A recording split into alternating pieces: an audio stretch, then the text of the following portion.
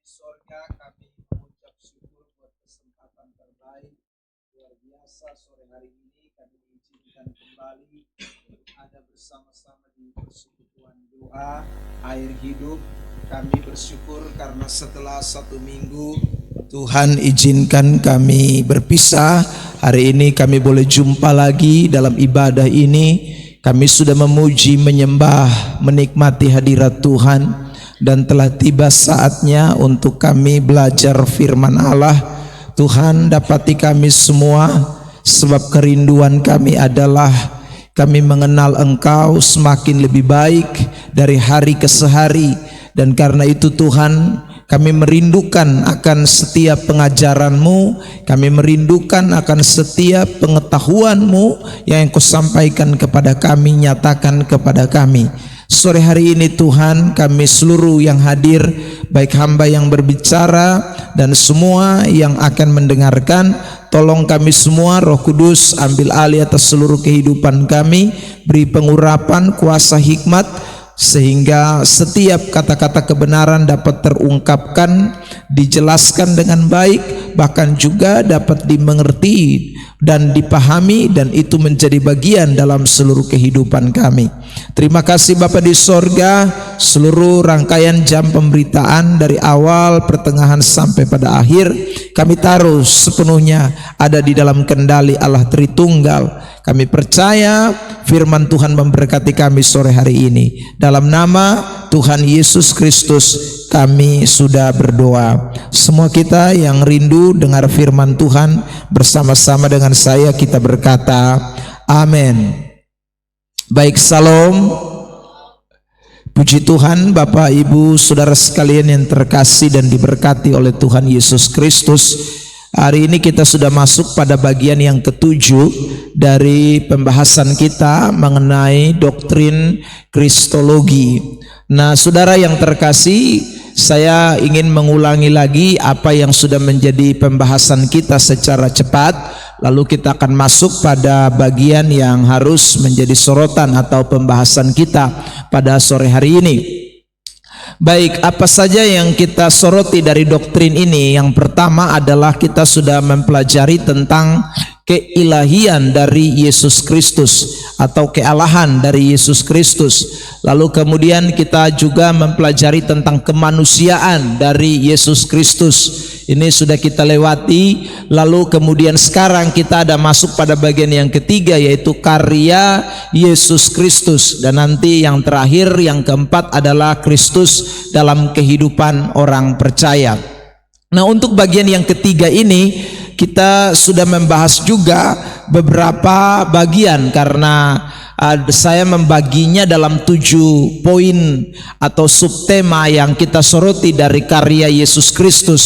Yang pertama adalah kita mempelajari tentang karya Yesus dalam inkarnasi.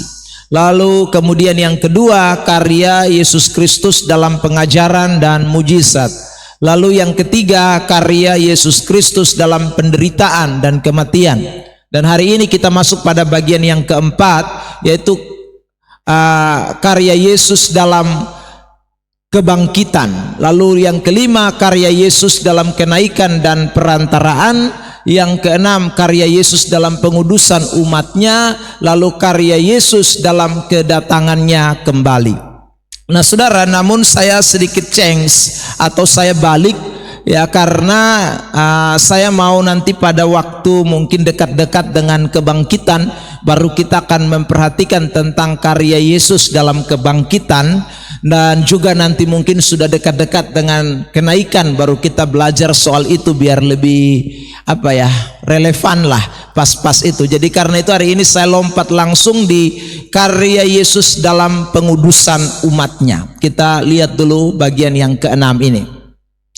Nah, apa yang kita sedang perhatikan mengenai karya Yesus dalam pengudusan umatnya? Sebenarnya kalau kita berbicara soal pengudusan di tempat ini, saya sudah juga membahasnya pada waktu kita mempelajari tentang doktrin soteriologi, yaitu kita sudah melihat cukup jelas tentang doktrin atau tentang karya keselamatan karya pengudusan yang dikerjakan oleh Kristus dan juga oleh Roh Kudus dan juga oleh Bapa. Karena kita berbicara waktu itu pada konteks soteriologi, jadi pembahasannya agak umum, pembahasannya tidak khusus. Tetapi kalau saat ini kita belajar lagi tentang bagian tentang pengudusan, ini berarti kita lebih soroti berkaitan erat dengan karya Kristus bagi kita. Jadi saya tidak akan melebar ke Roh Kudus, saya tidak akan melebar ke Allah Bapa,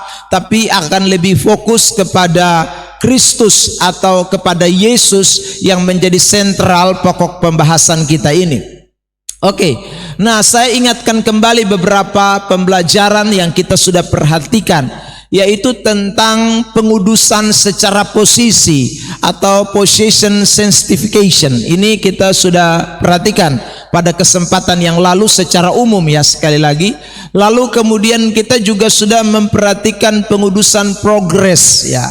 Lalu yang ketiga, kita sudah memperhatikan juga pengudusan sempurna. Ini juga kita sudah soroti dalam pembahasan yang umum pada kesempatan waktu lalu ketika kita mempelajari tentang doktrin soteriologi.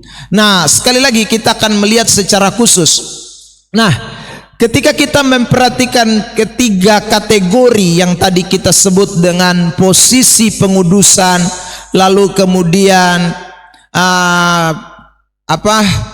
perfect kekudusan, lalu kemudian progres kekudusan, maka kita mau kaitkan secara khusus tentang hal tiga kategori tersebut dengan karya Yesus Kristus.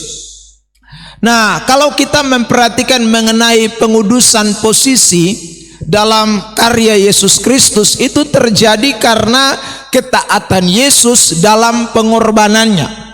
Jadi ketaatan Yesus di dalam pengorbanannya itu yang melahirkan pengudusan posisi kita. Karena sekali lagi ketaatan Yesus Kristus dalam pengorbanannya, sehingga saudara dan saya kemudian mengalami yang namanya posisi pengudusan atau kedudukan pengudusan. Nah, ini kita bisa lihat di dalam kitab Ibrani pasal yang ke-10 ayat yang ke-10. Kita baca bersama-sama dalam hitungan 3. 1, 2, 3. Dan karena kehendaknya inilah kita telah dikuduskan satu kali untuk selama-lamanya oleh persembahan tubuh Yesus Kristus. Oleh persembahan tubuh Yesus Kristus kita dikuduskan satu kali, dikatakan untuk selama-lamanya. Jadi pengudusan posisi kita ini adalah pekerjaan daripada pengorbanan Yesus atau persembahan tubuh Yesus Kristus yang membuat saudara dan saya diposisikan ada di dalam kekudusan. Makanya kalau kita membaca kitab 1 Korintus, kita menemukan di sana kita mempunyai gelar sebagai orang-orang kudus. Kita diberi gelar sebagai orang-orang kudus itu bukan karena kita, bukan karena upaya kita, bukan karena usaha kita, tetapi posisi kekudusan yang saudara dan saya dapati itu karena pengorbanan dari Tuhan Yesus Kristus itu sendiri. Nah, perhatikan ayat ini ya, 1 Korintus 1 ayat yang kedua. Kita baca juga bersama-sama. 1, 2, 3. Kepada jemaat Allah di Korintus, yaitu mereka yang dikuduskan dalam Kristus Yesus dan yang dipanggil menjadi orang-orang kudus, dengan semua orang di segala tempat yang berseru kepada nama Tuhan kita Yesus Kristus, yaitu Tuhan mereka dan Tuhan kita.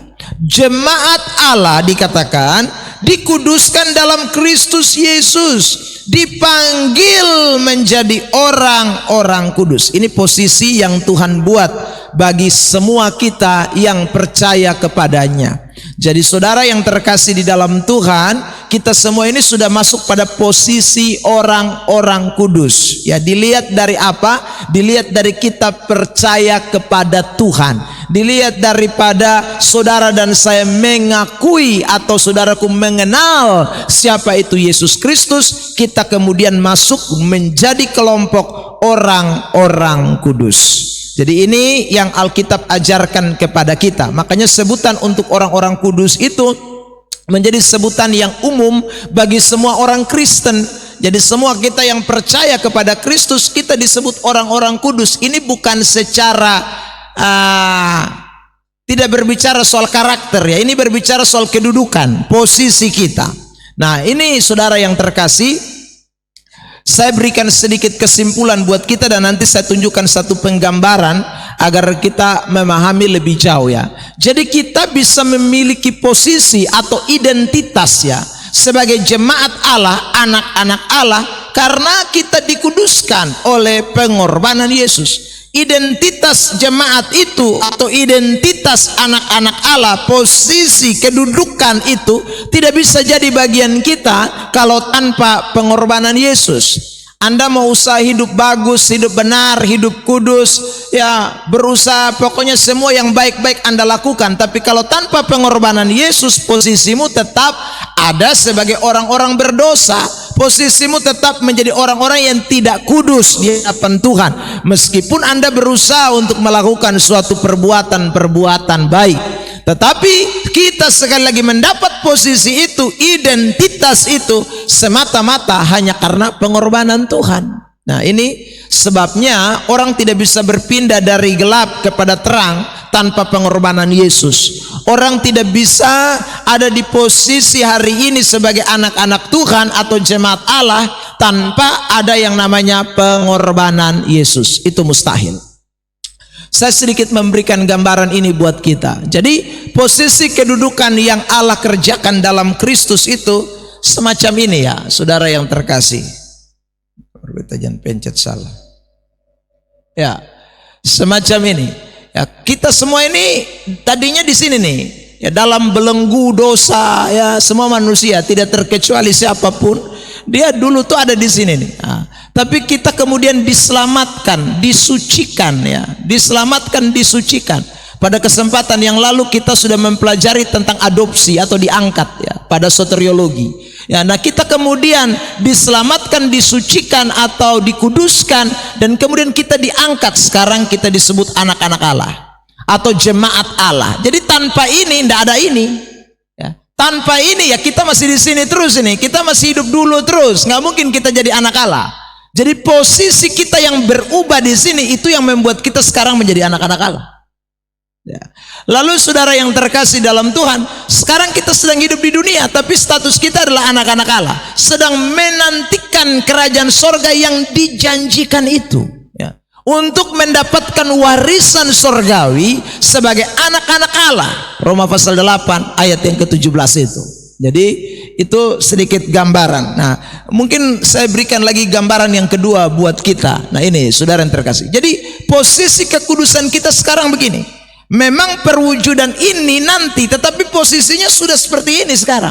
Kita ini, kita sudah menjadi bagian. Makanya Paulus berkata bahwa saudara dan saya ini adalah orang-orang yang disebut ahli waris kerajaan Allah. Lalu kita juga disebut sebagai warga-warga kerajaan Allah. Karena posisi kekudusan kita itu membuat kita menjadi layak disebut warga kerajaan Allah.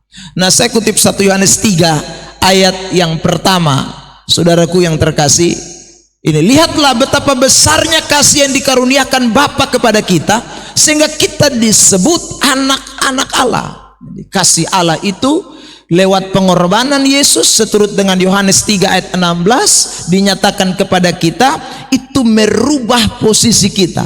Yang dulu ada di dalam jerat maut, yang dulu ada di dalam belenggu dosa, yang dulu tidak disebut anak-anak Allah, yang dulu adalah orang-orang yang harusnya dibinasakan, tetapi oleh pengorbanan itu posisi itu sekarang dirubah menjadi anak-anak Allah atau menjadi orang-orang kudus yang saudaraku disebut juga adalah jemaat Tuhan. Nah, itulah posisi kita sekarang di hadapan Tuhan. Ini penting untuk kita semua sadari, sebab posisi ini yang akan menggerakkan kita untuk menghidupi kehidupan yang benar di hadapan Tuhan. Posisi inilah yang akan menggerakkan saudara dan saya untuk terus progres, untuk terus lebih baik lagi di dalam Tuhan. Itu karena mengetahui dulu posisi ini, anak-anak Tuhan. Nah, sekarang kita mau lihat implementasikan posisi ini dalam kehidupan gereja. Bagaimana ya, saudara yang terkasih? Gereja yang menyadari bahwa dia sudah ditebus ya.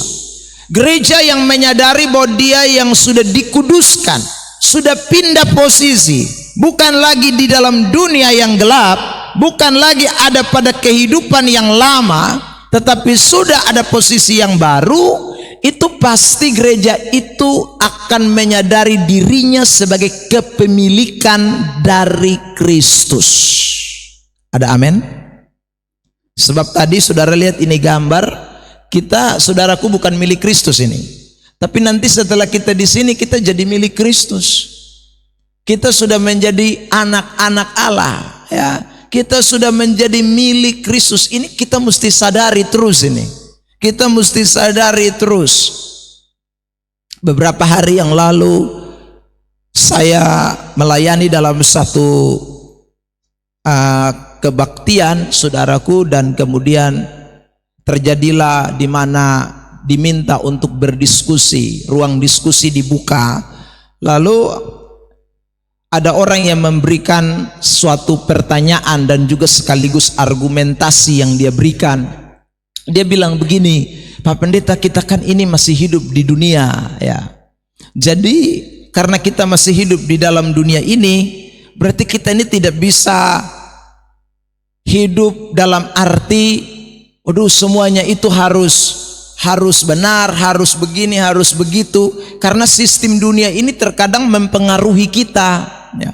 Sistem dunia ini terkadang itu harus diperhadapkan dengan realita kehidupan kita setiap hari. Lalu dia berikan argumen begini, misal saya beri contoh, Pak ya. Ada orang-orang yang ditempatkan ada di satu posisi ya. Mereka punya kekuasaan, mereka punya kedudukan di sana. Lalu karena mereka punya posisi dan mereka punya kedudukan, maka orang kalau mau untuk mendapatkan sesuatu yang menjadi bagian daripada kekuasaannya dia, maka mau tidak mau mesti tunduk kepada dia, mesti ikut maunya dia, mesti ikut aturannya dia, saudara. Sebab kalau tidak mau pasti tidak akan dapat menurut argumentasi dari orang itu. Nah, lalu kemudian dia memberikan pertanyaan, jika demikian apakah salahkah kita? Karena dia ini orang yang berkuasa ini. Dia yang mempunyai otoritas, dia yang mempunyai kendali atas segala sesuatu. Kita mau mendapatkan sesuatu dari kuasanya, dari kendalinya. Karena itu saudara, kita mesti ikut dong dia punya mau. Kita harus tunduk dong kepada dia punya mau. Apakah itu sesuatu yang dibenarkan? Dia tanya kepada saya. Lalu saya bilang begini, bisa dibenarkan, bisa juga tidak dibenarkan. Kenapa bisa dibenarkan? Bisa dibenarkan kalau itu sejalan atau seturut dan tidak bertentangan dengan apa yang menjadi ketentuan Alkitab atau aturan firman Allah. Selagi itu legal-legal saja, maka orang mesti tunduk kepada kekuasaan atau otoritas itu. Saya berikan kutipan ayat Roma pasal 13 ayat 1 yang mengatakan dengan jelas bahwa pemerintah itu adalah wakil Allah. Jadi orang yang punya kekuasaan, bahkan Petrus bilang hormatilah mereka ya. Jadi dalam dalam tanda kutip, saudaraku, kalau itu sesuatu yang legal, sesuatu yang tidak bertentangan, sesuatu yang ya memang sah-sah baik secara hukum, nah itu maka kita memang harus ikuti aturan mainnya. Kita harus ikuti dia punya jalan.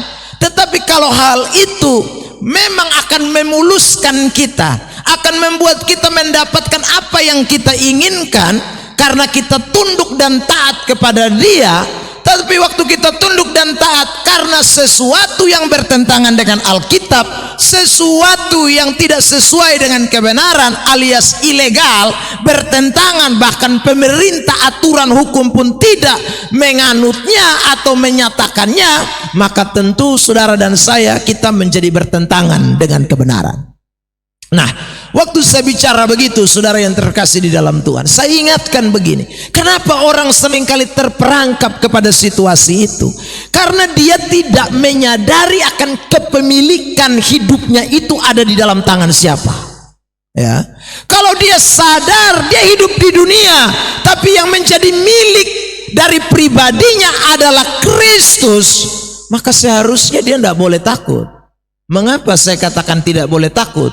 Tidak boleh takut, tidak boleh cemas, tidak boleh rasa pesimis, tidak boleh rasa tidak mungkin ada jalan keluar. Kenapa kita mesti yakin? Karena Alkitab sudah berkata dengan jelas bahwa segala sesuatu yang ada di bawah kolong langit ini, baik pemerintah, baik penguasa, dalam kitab Kolose itu dikatakan semuanya itu tunduk di bawah kaki Yesus. Semuanya itu tunduk di bawah kekuatan kuasa Allah. Bahkan Paulus berkata dalam suratan Filipi pasal 2, dia bilang semua lutut bertelut, setiap lidah mengaku siapa Kristus adalah Tuhan. Jadi orang kalau tidak menyadari posisi dia sebagai kepemilikan Kristus, gereja itu akan menjadi gereja yang terombang-ambing. Gereja dalam tanda kutip, saya tidak bicara organisasi ya, saya bicara soal pribadi ini, ya. Orang Kristen itu akan menjadi orang Kristen yang tidak percaya diri. Boleh saya katakan itu kalimat? Saudara yang terkasih, tidak yakin dengan posisi kepemilikan dirinya yang adalah milik Kristus. Saudara yang terkasih, di bagian lain Alkitab berkata kita ini biji mata Allah. Wah, itu tuh saudara yang terkasih, kita tidak pernah perintah kita mata ya. Saudara, tiba-tiba misalnya ada angin kencang, lalu kemudian berterbangan debu kiri kanan, saudara tidak pernah perintah mata tutup, dia tutup sendiri kan? Saudara yang terkasih dalam Tuhan, itu tidak perlu perintah, dia bereaksi sendiri. Saudara, kenapa Tuhan bilang kita ini biji matanya? Ya, artinya benar-benar Anda tidak perlu atur dia, ya. Anda mesti sadar itu bahwa kita ini adalah milik dia nih, ya. Ini gereja mesti sadar kenapa kita milik dia. Saya ulang lagi, kita sudah dikuduskan, kita diposisikan menjadi ahli waris, kita sudah diposisikan menjadi bagian daripada orang-orang yang berhak untuk saudara menerima janji-janji Allah. Karena itu masih hidup di dunia, tapi sadarilah Anda dan saya adalah milik siapa? Milik siapa? Kristus. Saudara yang terkasih dalam Tuhan, HP saudara milik saudara, ya. Apakah handphone saudara yang adalah milik saudara itu kemudian saudara biarkan saja orang lain yang kuasai, ya, sewaktu-waktu baru Anda datang dan pinjam? Itu berarti bukan milik Anda, ya. Jadi kalau kita menyadari bahwa hidup kita ini milik Kristus, sebenarnya kita ada di dalam satu posisi yang begitu aman, kita ada dalam satu posisi yang begitu baik, anak-anak Tuhan, ya. Tapi banyak orang Kristen tidak menyadari ini. Makanya karya Yesus tentang menguduskan kita itu perlu kita renungkan tiap hari. Posisi kita itu kita perlu renungkan. Dan saya ulang Ibrani 10 ayat 10 ya, itu satu kali selama-lamanya. Satu kali selama-lamanya. Tidak ada bilang 2-3 kali. Itu satu kali. Sejak kapan? Tahun 2001 kah waktu Tuhan kuduskan Anda? Atau mungkin tahun 98 kah Tuhan kuduskan Anda? Atau tahun 80 kah Tuhan kuduskan Anda? Atau tahun 70 kah Tuhan kuduskan Anda? Selagi Anda masih bernafas di dunia, itu tidak bisa diganggu-gugat oleh siapapun. Pengudusan itu permanen, posisi itu permanen, anak-anak Tuhan, ya. Ini posisi, ya. Jadi sadarilah, hari ini saudara milik Kristus, besok saudara milik Kristus, tahun depan saudara milik Kristus, sampai saudara mati pun saudara adalah milik Kristus. Ada amin?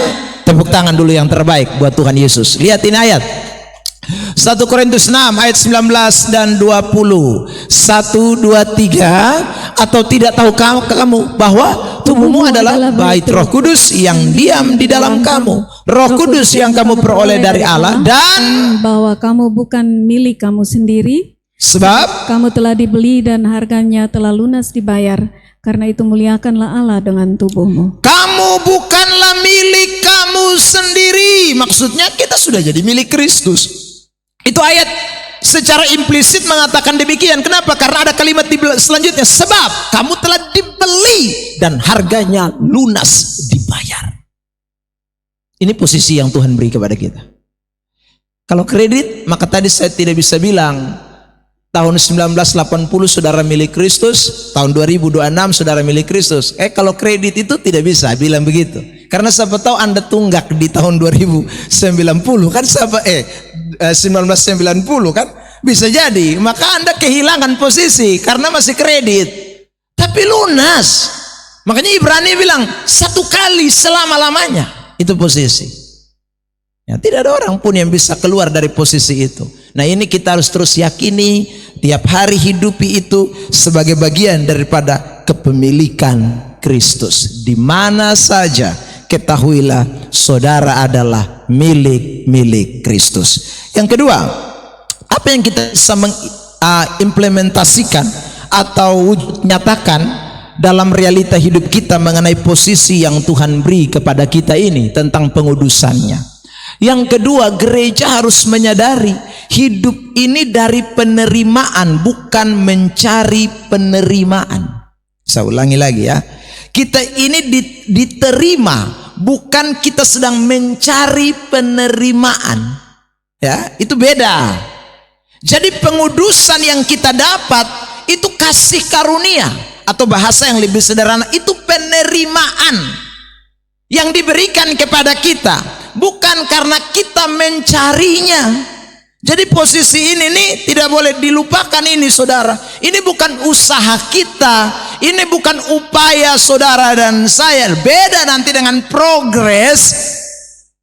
Saudaraku, pengudusan itu beda. Kalau progres pengudusan itu memang harus ada usaha.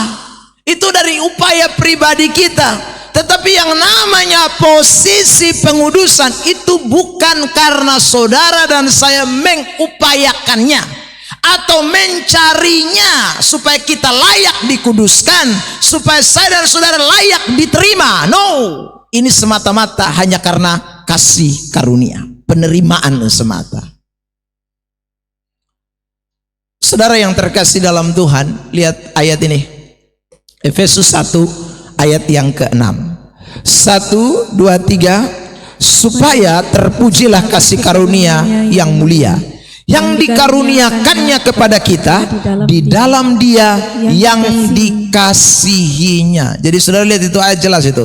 Kasih karunianya yang dikaruniakannya kepada kita. Jadi kita ini terima nih. Jadi semuanya kita terima dari Tuhan. Kita tidak pernah mencari untuk kita diterima. Ini Tuhan yang mendapatkan kita. Tuhan yang menemukan kita, lalu Dia kemudian memberikan kasih karunia-Nya kepada kita. Jadi penerimaan ini nih satu penerimaan yang luar biasa ya. Saudara, mengapa saya sebut ini penerimaan yang luar biasa? Untuk kesekian kalinya saya selalu ingatkan kepada kita bahwa kita semua ini kan sebenarnya tidak layak diterima ya. Kita semua ini tidak pantas diterima. Karena seturut dengan kitab Roma pasal yang ke-9, di situ dikatakan tidak ada seorang pun yang benar di hadapan Allah, tidak ada seorang pun yang saleh, tidak ada seorang pun yang berkenan. Loh, kita yang tidak benar, kita yang tidak saleh, kita yang kotor, kita yang najis, kita yang tidak kudus, tapi kemudian mau diterima, itu namanya disebut dengan kasih karunia yang mulia. Itu yang namanya karunia yang diberikan kepada saudara dan saya. Jadi pengudusan itu bukan karena kita siapa. Pengudusan itu bukan kebagaimanaan kita tetapi pengudusan itu karena semata-mata penerimaan Allah di dalam hidup saudara dan saya. Allah terima kita apa adanya. Allah terima kita dengan, saudaraku, tanpa melihat siapa latar belakang kita, dengan tanpa memandang siapa saudara, dia terima saudara dan saya dengan apa adanya. Ada amin? Nah, ini kiranya menolong kita semua sebagai jemaat-jemaat Tuhan, orang-orang percaya, untuk menyadari betapa luar biasanya kasih karunia Allah, betapa dahsyatnya karunia Allah di dalam kehidupan kita, saudara yang terkasih dalam Tuhan. Sebab kalau kita lupa dengan ini nih, kita jadi sombong. Ya, kalau kita lupa dengan penerimaan Allah dalam hidup kita, kita bisa jadi orang sombong. Kita bisa jadi orang yang lupa daratan. Ya, kita bisa menjadi orang yang dikatakan pepatah kacang lupa kulit. Itu kalau kita tidak sadari hidup ini adalah kasih karunia. Ya. Pada posisi tertentu, pada satu keadaan tertentu, Anda dan saya bisa merasa bahwa ini karena saya, ini karena saya, ini karena saya. Tetapi kalau orang menyadari bahwa cikal bakal awalnya, ya, dia tahu posisi pertama saya diterima karena kasih karunia Allah, bukan karena apa-apa, dia akan tetap ada di dalam kerendahan hati. Dia akan tetap tunduk kepada Allah. Dia akan sadar diri bahwa dia bukan apa-apa dan dia bukan siapa-siapa, tetapi semua hanya karena kasih kemurahan Tuhan. Ada amin? Ada lagu dulu yang mengatakan begini, bukan karena kebaikanku, bukan karena fasilidaku, dan lain sebagainya. Ya, saudara, itu kalau orang sadari bahwa dia benar-benar adalah mendapatkan sesuatu dari penerimaan. Beberapa hari yang lalu ada orang datang dan menceritakan sesuatu kepada saya, dan saya rasa bahwa orang ini tidak memahami posisi dia. Ya, bagaimana sekarang dia ada ini karena kasih karunia. Dia bilang begini, Pak Pendeta, kami ini sudah berdarah-darah di dalam pelayanan. Ya saudara, bukan main-main itu, bukan berair-air lagi, berdarah-darah di dalam pelayanan. Bukan sedikit yang kami korbankan, Pak Pendeta. Ya saudara, kami korban ini, kami korban itu, kami beri ini, kami beri itu. Ya, sebab kalau sampai hari ini pekerjaan Tuhan ada, itu karena kami sudah mengeluarkan miliaran rupiah untuk pelayanan ini. Sayang sekali ya, saudara yang terkasih di dalam Tuhan. Setelah dia omong panjang lebar, saya bilang begini, semuanya itu Tuhan hitung. Kalau Bapak merasa diri bahwa semuanya itu hanya karena kasih karunia, tapi kalau Bapak merasa bahwa itu karena Bapak, semuanya juga akan hilang hari ini. Kerjamu yang berdarah-darah itu jadi tidak ada guna. Ya saudara yang terkasih. Jadi kita tidak boleh pernah, saudara yang terkasih, menyadari bahwa hidup kita ini hari ini karena kita. Ya, ini fondasi kekristenan. Makanya posisi pengudusan itu sesuatu yang penting bagi hidup kekristenan. Karena itu akan membuat saudara dan saya sadar bahwa hari ini saya kudus, saya disebut jemaat, saya disebut anak Allah, saya disebut pendeta, saya disebut majelis, saya disebut apa saja dalam pelayanan ini. Itu semata-mata karena penerimaan, bukan karena saya yang mencari penerimaan. Hidup begini, semua memahami ini nih. Tidak ada orang bakal lagi di gereja. Tidak ada orang bakal lagi di persekutuan doa. Tidak ada.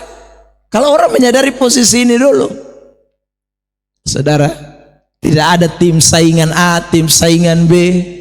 Tidak ada gereja yang merasa lebih superior. Tidak akan ada. Karena orang akan sadari semua bahwa posisi kita ternyata sama semua. Kita ini sama semua. Pepatah dunia bilang apa? Duduk sama rendah, berdiri sama tinggi. Lo siapa yang lebih hebat, siapa? Kecuali ada yang merasa bahwa saya dipilih karena saya uang lebih banyak, makanya saya dikuduskan. Kalau begitu memang ada semacam tangga tingkatan dalam kehidupan kekristenan. Tapi kan tidak demikian. Kita semua sama-sama dalam posisi yang sama, yang namanya hidup dalam belenggu dosa. Kita semua ada dalam posisi yang sama, orang-orang najis, orang-orang kotor yang kemudian diterima hanya karena kasih karunia. Yang terima sama penerimaannya. Jadi tidak boleh ada yang rasa lebih hebat, ya saudaraku. Hanya beda sekarang tugas-tugas yang diberikan, itu saja yang membedakan kita. Kalau saudara baca kitab Roma dan kitab 1 Korintus, Roma 12 mulai ayat yang ketiga, lalu kemudian 1 Korintus 12, yang membedakan kita apa ya? Karunia, tugas yang Tuhan percayakan untuk kita kerjakan, itu yang berbeda.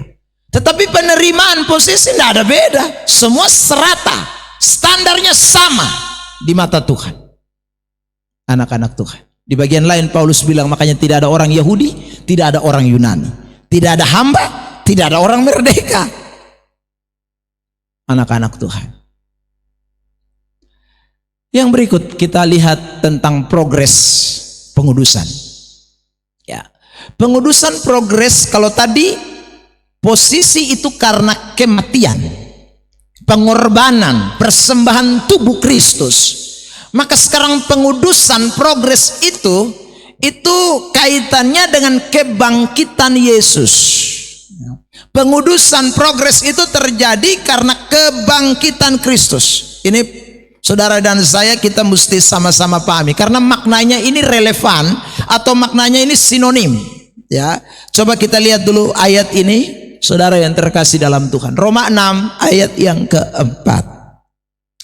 Kitab Roma pasal 6 ayat yang keempat, ya, dalam hitungan 3, 1, 2, 3. Dengan demikian kita telah dikuburkan bersama-sama dengan Dia oleh baptisan dalam kematian, supaya sama seperti Kristus telah dibangkitkan dari antara orang mati oleh kemuliaan Bapa, demikian juga kita akan hidup dalam hidup yang baru. Saudara yang terkasih, perhatikan, Kristus telah dibangkitkan dari antara orang mati oleh kemuliaan Bapa, demikian juga kita akan hidup dalam hidup yang baru. Kata hidup yang baru di sana itu berkaitan erat dengan progres.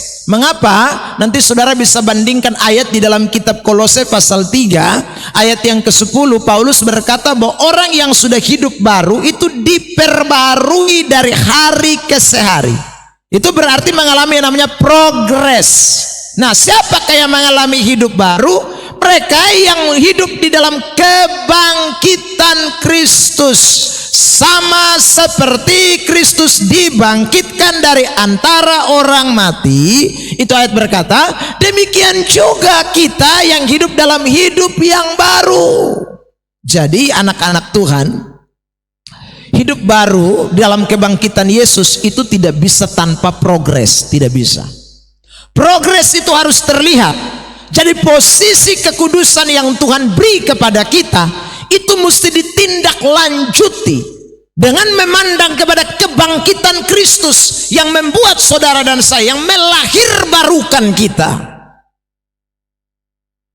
Untuk kesekian kalinya juga mungkin saya bicara di tempat ini, saya selalu bilang, orang tidak lahir baru karena sakramen baptisan air. Ingat itu ya. Bukan ya. Sakramen itu cuman tanda, ya, simbol. Jadi bukan adalah pengubah orang jadi hidup baru, tidak. Yang buat orang hidup baru itu karena melihat, percaya kepada kebangkitan Tuhan Yesus Kristus, kuasa kebangkitan Tuhan Yesus Kristus. Nah, ini hal yang menarik untuk kita sama-sama lihat, sehingga progres kekudusan hidup itu akan terlihat, ya. Akan terlihat. Jadi kita enggak, saudaraku, hanya kudus satu hari. Tadi saya katakan tahun 80 kudus, lalu nanti dalam perjalanan 90, tahun 90 mulai hidup tidak kudus lagi. Ya, tidak demikian. Orang yang hidup dalam posisi pengudusan Tuhan yang tadi dikatakan satu kali selama-lamanya, itu juga tidak stagnan, tapi dia bergerak progres. Alkitab beritahu kepada kita dengan sebutan, saudara yang terkasih dalam Tuhan, pertumbuhan. Gereja yang bertumbuh itu dilihat dari kekudusan di dalam hidupnya yang terus bertambah, yang terus dijaga, yang terus, saudaraku, meningkat. Anak-anak Tuhan, saya pernah dengar satu kali pendeta Esra berkhotbah dan dia berkata, Ya saudara yang terkasih, bahwa orang yang kalau hidup di dalam Tuhan itu akan terlihat dia punya signifikan perubahan. Ya toh? Dia bilang begini, kalau tahun 80 orang pancing dia emosi, ya, itu dia langsung fight, langsung pukul. Dari tahun ke tahun, karena dia sudah jadi orang Kristen, hidup di dalam Tuhan, posisi dalam pengudusan, tahun 90 sudah berubah. Ya saudara yang terkasih dalam Tuhan, dulunya dia begitu lihat orang bikin emosi dia langsung pukul. Kalau sekarang orang bikin emosi dia masih marah juga, tapi tidak pukul lagi. Nah, itu ada perubahan itu. Ini berarti ada progres, ada peningkatan kekudusan. Meskipun saudara yang terkasih belum sempurna, belum perfect. Ya, sekarang dia cuman kalau dulu kan dia langsung pal-palungku tuh, tapi sekarang dia cuman ini ada perubahan. Naik tahun 2020, saudara yang terkasih dalam Tuhan, sudah lebih bagus lagi, progresnya lebih naik. Tadinya tahun 80 pasti pukul, tahun 90 tarik napas panjang, emosi mas ada. Tahun 2020 subeda.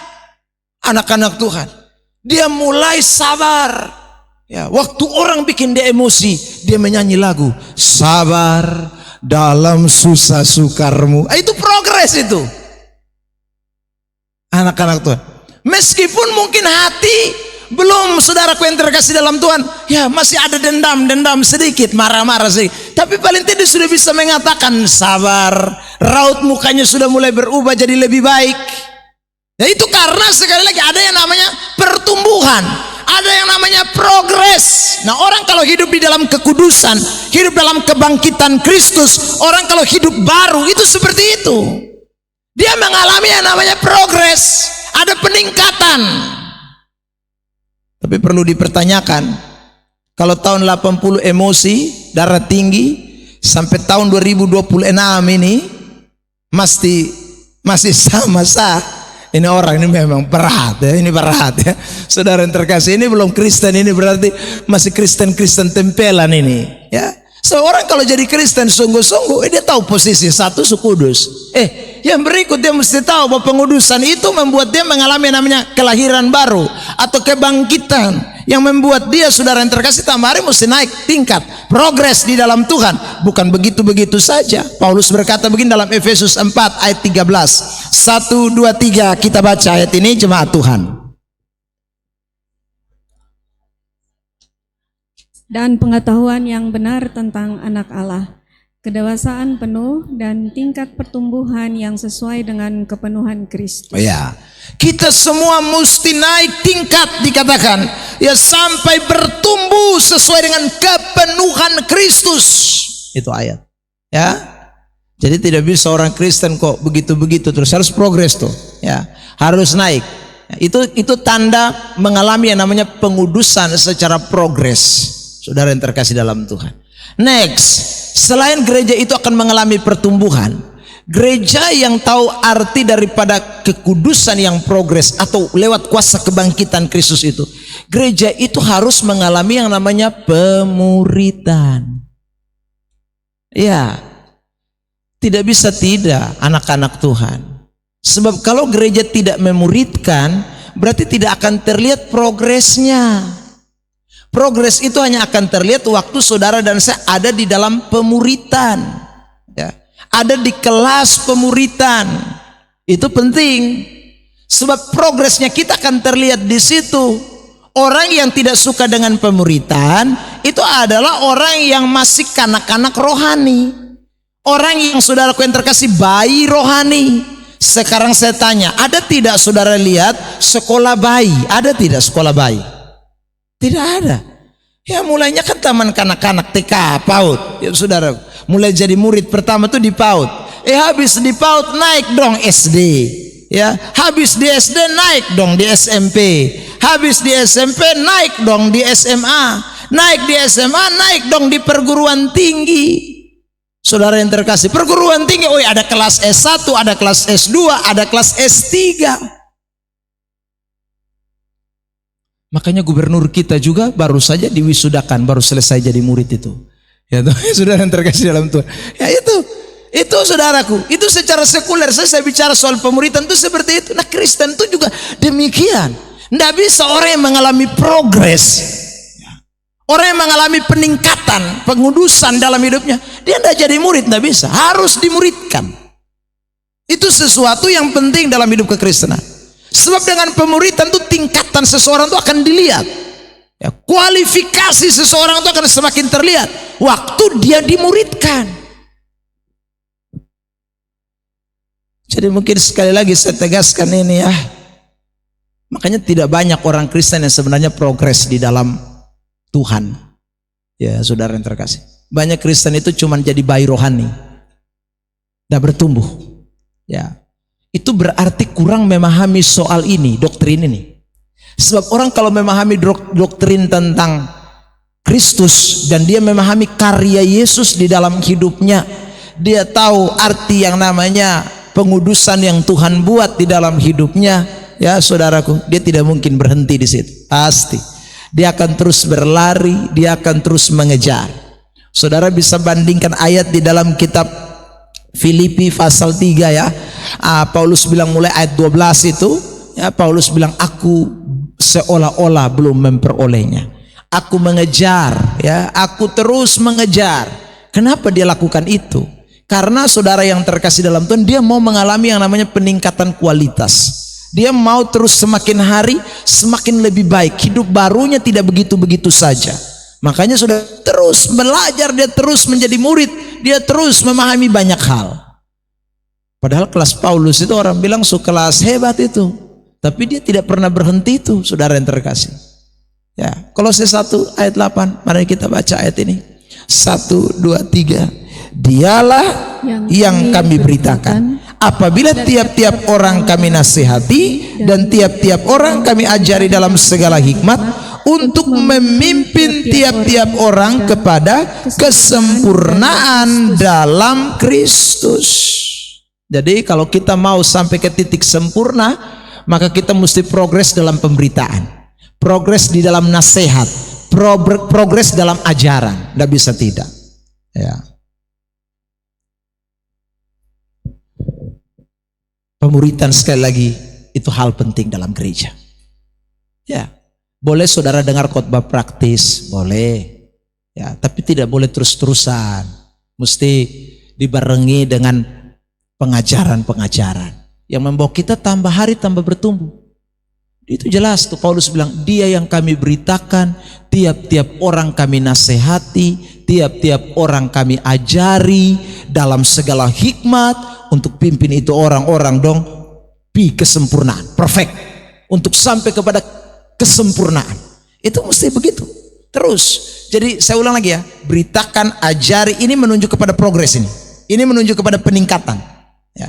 Ini menunjuk kepada sesuatu yang signifikan, terus berlanjut, terus naik, tidak stagnan anak-anak Tuhan ya.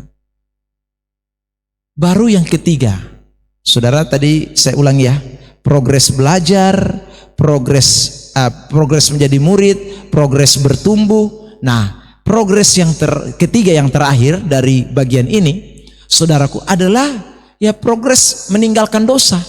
Kalau sudah belajar firman, tambah tahu, tambah tinggalkan dosa, tambah tinggalkan kejahatan, tambah jadi hidup kudus, tambah semakin benar, tambah saudara yang terkasih dalam Tuhan ya. Tapi kalau kita tidak bertumbuh, kita tidak belajar firman, nah bagaimana kita mau tinggalkan itu dosa? Dosa tidak akan bisa ditinggalkan tanpa saudaraku progres yang dua di awal tadi, progres pertumbuhan dan progres belajar. Untuk saudaraku memahami tentang jauh lebih dalam lagi tentang Tuhan, itu akan membuat kita semakin benci dosa, semakin tinggalkan. Akhirnya hidup kita itu terlihat, oh ternyata kekudusan semakin nampak di dalam hidup saya. Kekudusan itu semakin nyata, kekudusan itu semakin lebih baik. Anak-anak Tuhan,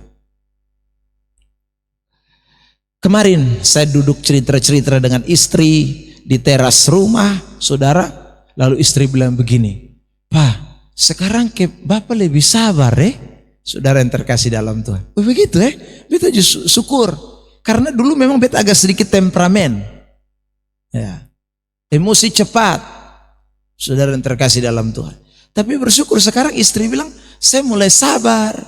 Ya saudara lihat, ternyata dari hari ke hari, dari waktu ke waktu, waduh, hidup ini tambah bagus. Hidup ini tambah lebih dewasa, lebih mapan.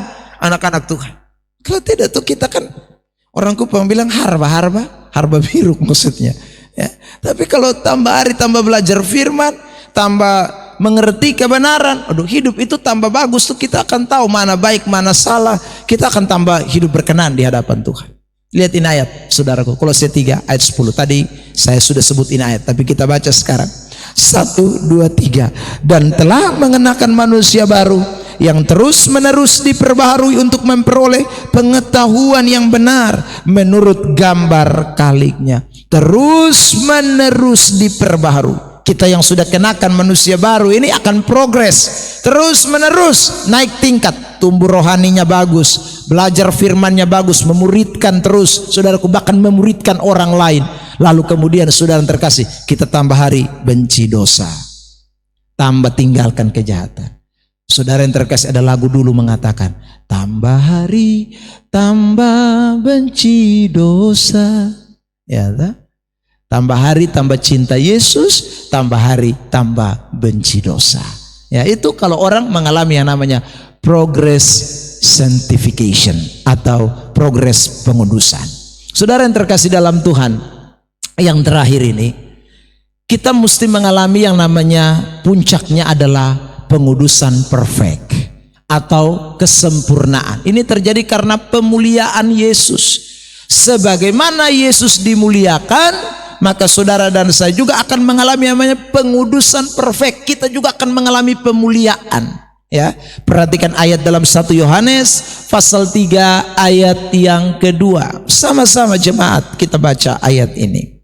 1, 2, 3. Saudara-saudaraku yang kekasih, sekarang kita adalah anak-anak Allah, tetapi belum nyata apa keadaan kita kelak. Akan tetapi kita tahu bahwa apabila Kristus menyatakan dirinya, kita akan menjadi sama seperti Dia. Sebab Dia akan melihat, sebab kita akan melihat Dia dalam keadaannya yang sebenarnya.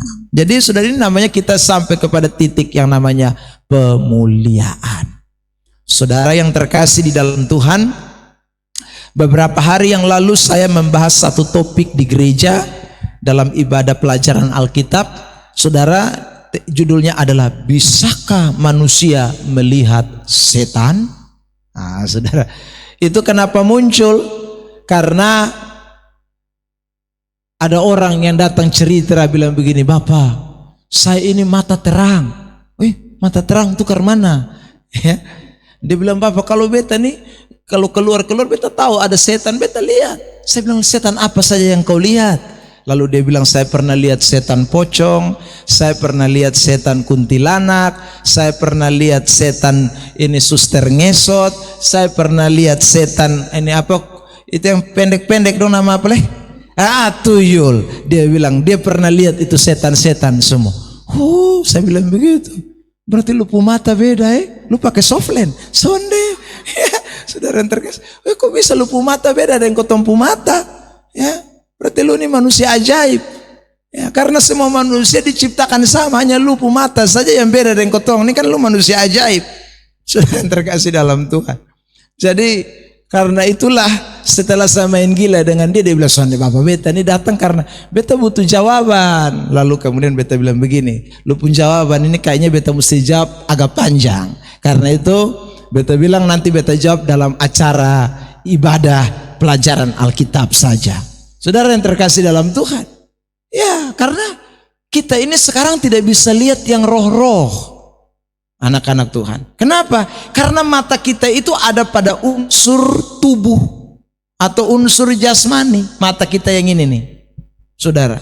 Jadi tidak mungkin kita lihat sesuatu yang roh. Apa saja yang roh itu, malaikat itu roh, setan itu roh, saudara yang terkasih. Lalu apa lagi? Allah itu roh. Jadi yang roh-roh ini sekarang kita tidak bisa lihat. Kenapa kita tidak bisa lihat? Ya karena kita belum sampai kepada yang namanya, saudaraku, hidup di dalam roh. Kapan nanti? Waktu Kristus datang kembali yang kedua kali, baru kita akan mempunyai tubuh kemuliaan. Itu ayat berkata dalam 1 Korintus 15. Itu bukan lagi tubuh yang sekarang ini, tetapi tubuh yang baru. Saudara yang terkasih, itu baru bisa lihat Allah, itu baru bisa ketemu dengan Tuhan secara kasat mata. Ya. Lalu bisakah sekarang kita lihat setan? Bisa, kecuali setan itu melakukan yang namanya manifestasi atau perwujudan atau penampakan. Nah, penampakannya tidak boleh dalam roh. Kalau dalam roh tidak bisa dilihat. Saudara yang terkasih, maka dia mesti pakai objek, dia mesti pakai sesuatu, baru kita bisa lihat. Nah sekarang juga begini, saya tidak mengingkari ya saudara, bahwa dalam Alkitab kita menemukan misalnya ada, saudaraku, pertemuan antara Allah dengan Yakub, ya, pergulatan. Itu jelas, itu karena ada pernyataan atau manifestasi. Kalau tidak bisa lihat, ya. Dia mesti menyatakan wujudnya dulu baru bisa dilihat. Saudara yang terkasih dalam Tuhan, dalam bentuk malaikat Tuhan, dalam serafim dan lain sebagainya, kalau kita memperhatikan di dalam perjanjian lama. Nah, jadi karena kita tidak mungkin bisa mengalami itu secara tubuh kita jasmani ini. Kenapa? Karena tubuh jasmani kita tidak mengalami yang namanya pengudusan perfect. Kita belum mengalami yang namanya pengudusan sempurna, masih pada tahap progres. Masih terus harus ditingkatkan, harus terus naik. Saudara yang terkasih dalam Tuhan, ya, kalau orang punya pengalaman roh, ya mungkin bisa jadilah dalam doa, mungkin dalam apalagi pergumulan tertentu, ya bisa jadi. Saudara yang terkasih dalam Tuhan, ya, tapi kalau setan saudara ketemu buat apa? Kan pertanyaannya begitu. Saya mau bincang-bincang dengan dia. Ya, anak-anak perlu apa di situ? Ya, tidak ada guna sama sekali. Ya, saudara yang terkasih dalam Tuhan. Karena itu sekali lagi kita tidak bisa bertemu dengan sesuatu yang adalah roh karena kita belum perfect, sempurna. Jadi hari ini kita belajar kebenaran ini, saudara yang terkasih dalam Tuhan. Meskipun sekarang kita tidak lihat Yesus secara tubuh, ya, secara fisik, ya, karena Yesusnya sudah naik ke sorga. Tetapi percayalah, satu kelak nanti, kalau saudara dan saya sudah mengalami yang namanya pengudusan perfect, ketika Tuhan datang kembali kelak, ya, sesuai dengan 1 Yohanes 3 ayat 2, kita pasti akan bertemu dia muka dengan muka. Ada amin? Karena itu sekarang apa yang kita lakukan, gereja hanya bisa ada dalam berpengharapan akan hidup kekal. Kita sangat berpengharapan, saudara yang terkasih dalam Tuhan. Kita tahu bahwa satu saat nanti kita akan mengalami pemuliaan. Karena itu sekarang gereja hidup dalam pengharapan akan itu, akan hidup kekal itu. Saudara yang terkasih, ya, lihat ayat ini, Ibrani 13 ayat 14. 1, 2, 3. Sebab di sini kita mempunyai tempat tinggal. Kita tidak mempunyai tempat tinggal yang tetap. Kita mencari kota yang akan datang. Ya, kita di sini tidak mempunyai tempat tinggal yang tetap. Ya, saudara yang terkasih dalam Tuhan. Kenapa? Karena kita sedang pengharapan ada di sana. Kita satu kali kelak ketemu dia. Itu pengharapan kita. Makanya kalau orang dalam penghiburan, ibadah duka, biasanya nyanyi lagu, pengharapanku hanya Yesus saja, ya lah? Karena kita memang mau bertemu dia, harapan kita. Saudara yang terkasih dalam Tuhan. Titus 2 ayat 13, dengan menantikan penggenapan pengharapan kita yang penuh bahagia dan penyataan kemuliaan Allah yang maha besar dan juru selamat kita, Yesus Kristus. Jadi kita ini sekarang hidup dalam pengharapan, ya. Makanya berpengharapanlah selalu. Ada orang yang kalau lagi khotbah di kematian dia bilang sidang yang berpengharapan, ya kan? saudara. Kenapa? Ya karena nanti kita ketemu yang di atas, itu sesuatu yang luar biasa, yang mulia. Saudara, yang terakhir ini saudara, apa yang kita implementasikan dalam pengudusan perfect ini? Gereja harus tetap bertekun dalam penderitaan. Ya, di dalam dunia ini kita berpengharapan meskipun ada penderitaan, ada kesulitan, ada tantangan, ada berbagai macam hal, tapi karena kita berpengharapan, kita bertekun saja.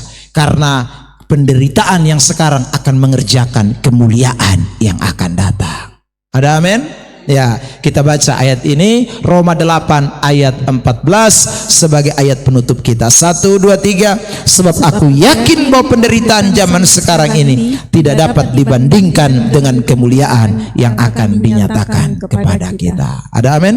Bilang samping kiri kanan, kita memang belum sempurna, tapi kita yakin ada kesempurnaan di sana. Ada amin? Ya. Jadi di sini kita susah tidak apa-apa ya, karena kita pasti akan ketemu kemuliaan yang luar biasa. Kita akan sampai kepada perfect glorification, kemuliaan yang akan datang, yang Tuhan sediakan bagi kita semua. Kiranya Tuhan berkati kita dengan firman-Nya, sehingga hari lepas hari jangan lupa tetap mengingat karya pengudusan Kristus dalam diri kita. Haleluya. Kita menyanyikan pujian bagi Tuhan.